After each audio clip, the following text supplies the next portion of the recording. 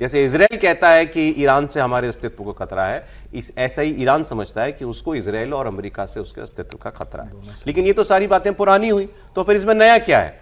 Sir Trump कह रहे हैं मेरी टीम मुझे अभी समझौते की वर्डिंग्स जो है वो बताएगी, तब मैं फैसला करूंगा।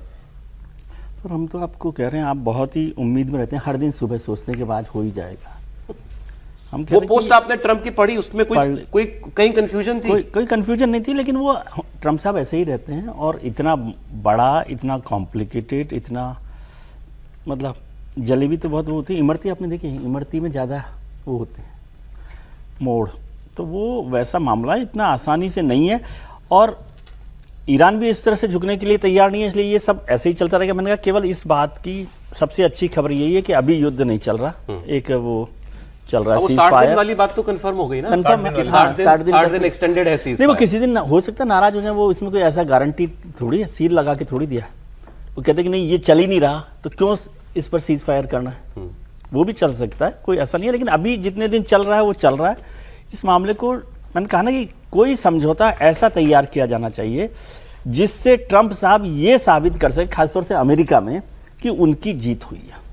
अब उन्होंने अपनी जब रेड लाइन ये बना ली है, नो न्यूक्लियर और स्टेट ऑफ हॉर्मुज फ्री होगी और वो भी विदाउट तो फिर इसके बाद कुछ बचा क्या है? तो ये और वो दोनों ही, हाँ तो दोनों ही हम घूम फिर के हम भी वहीं पहुंच जाते हैं। एक्चुअली प्रॉब्लम ये है, मैं कह रहा हूं, लेकिन ये दोनों बात तो मान रहा है ना ईरान कहां नहीं मान रहा है ये दोनों बात? नहीं न्यूक्लियर के लिए न्यूक्लियर तो कभी नहीं, उसने एक शब्द नहीं बोला अब तक। न्यूक्लियर में पहले दिन से वो कह रहा है कि हमको न्यूक्लियर वाला एनरिचमेंट करना ही नहीं है, 60% के ऊपर न्यूक्लियर बॉम्ब नहीं बनाना, ये कह रहा है, वो साफ कह रहा है ना। हाँ। तो अंत में तो वहीं जाकर रुक जाएंगे। और जहां तक रही सिविल कैपेबिलिटीज के लिए इस्तेमाल करना, अभी तो उसकी वो भी कैपेबिलिटी नहीं बन पाई है, उसके यहां कोई न्यूक्लियर एनर्जी थोड़ी ना चलती है। मैंने जो अभी तक चेक किया, अभी ईरान में कोई परमाणु ऊर्जा है ही नहीं है। आप तो अभी सिर्फ और सिर्फ उसका जो यूरेनियम का एनरिचमेंट है वो आप कहीं कर रहे हैं और उसका कोई पैमाना नहीं, क्योंकि IAEA ने जो जांच की उसमें बस इतना है कि वो रखा हुआ है, वो 30% से लेकर 60% के बीच एनरिचमेंट की बात होती है। आप उसको 90% के पहले उस इस्तेमाल में ला नहीं सकते।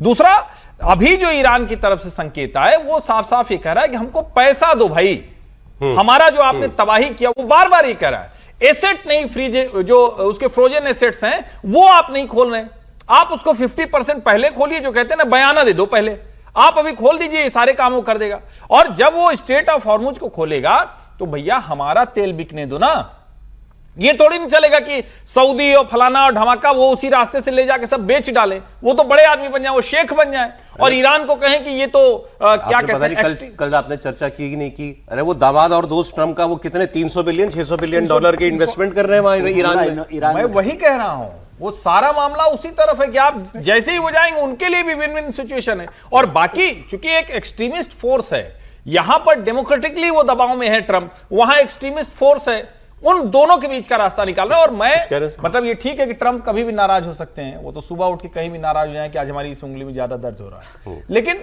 मुझे ऐसा लगता है कि डील है, सब कुछ ठीक हो रहा है और ये 60 दिन उसी ठीक होने को और पुख्ता करने के लिए